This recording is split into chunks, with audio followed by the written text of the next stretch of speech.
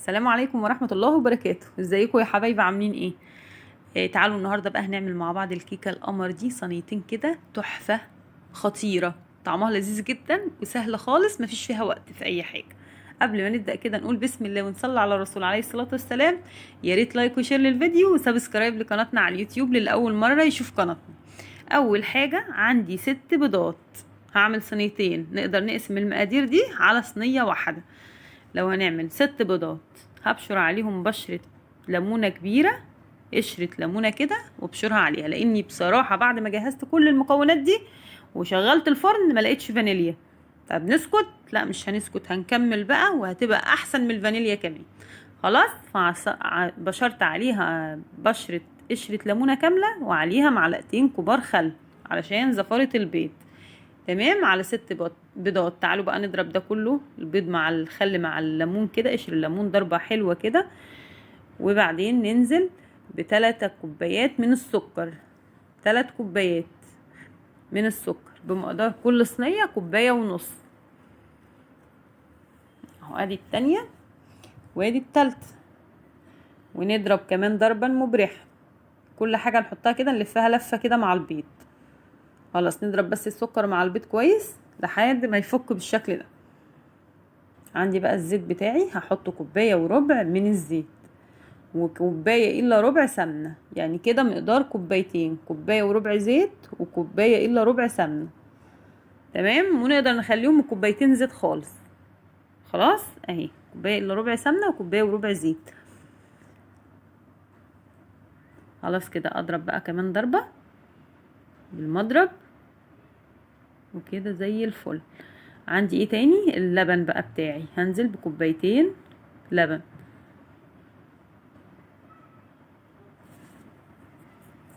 وكده. تمام، خلاص كده زي الفل. انا بقى ولعت الفرن بتاعي يسخن. اول ما نبدأ نشتغل في الكيكة نشغل الفرن، نحط الصاج بتاعه في النص او الشبكة بتاعته في النص ونشغل الفرن يسخن.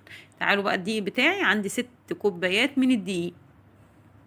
هننزل بكوباية كوباية وننخلها. ادي التانية وادي التالتة وادي الرابعة. بصوا، المهم ان هما 6 كوبايات من الدقيق. خلاص كده نخلناهم كويس جدا. هحط معلقتين بيكنج باودر كبار اهو، بيكنج باودر. هنزل بمعلقتين لكل صينية، معلقة كبيرة هرم كده، وعليهم معلقتين كبار من النشا. خلاص كده زي الفل. تعالوا بقى نقلب كل المكونات دي كده مع بعض اهو، كده بالشكل ده. نقلب كله مع بعضه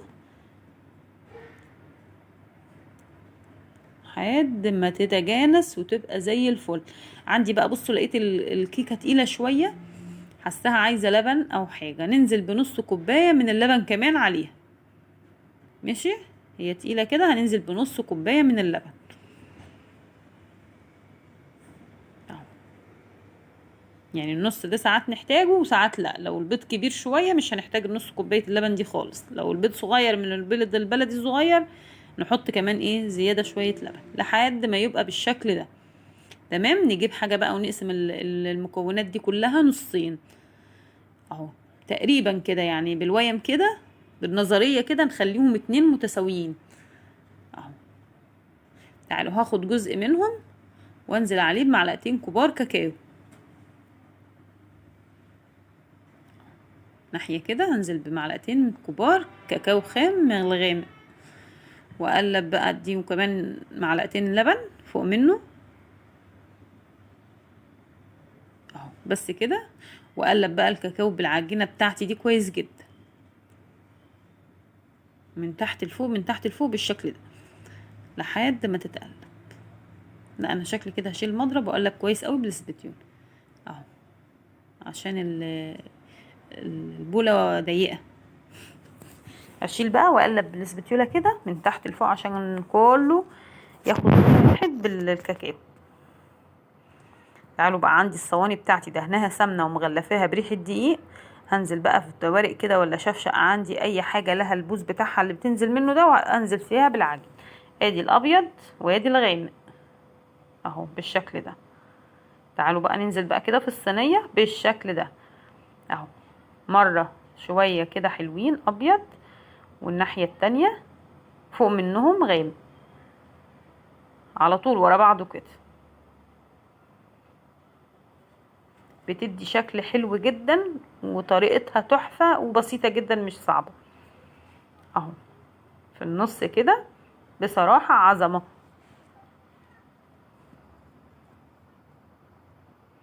ودني بقى اكرر دي مرة الغامق مرة والابيض مرة، واكرر الموضوع ده لحد ما احط المقدار اللي انا عايزاه في الصينية. شوف انا كل شوية طبعا بقى ايه، امسك الصينية كده عشان اشوف المقدار فيها مظبوط ولا لا.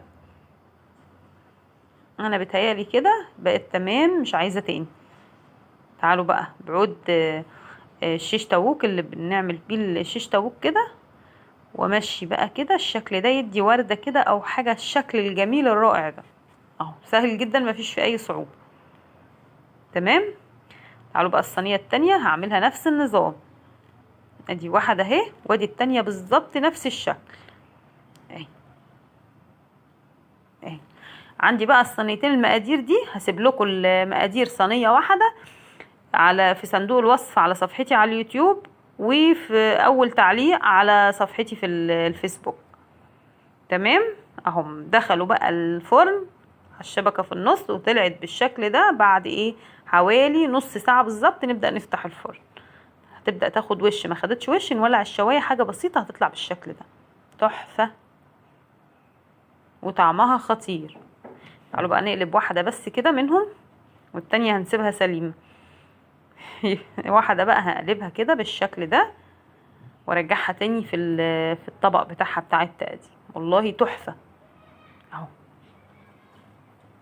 هقطع بقى ونشوف كده ندوق.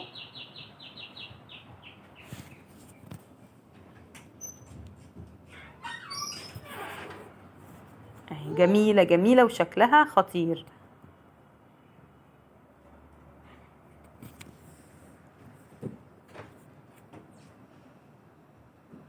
تعالوا بقى كده نشوف كده من جوه. بصوا الشكل عامل ازاي، جميلة تحفة بصراحة. اهي بصوا الشكل مدية شكل رائع من كل جنب. الله على المنظر. اتمنى فيديو النهاردة يا رب يعجبكم، ما تنسونيش في لايك وشير للفيديو. اهو بصوا تحفة. ده بعد بقى ما شاء الله ما كلنا نصها وبردت شوية.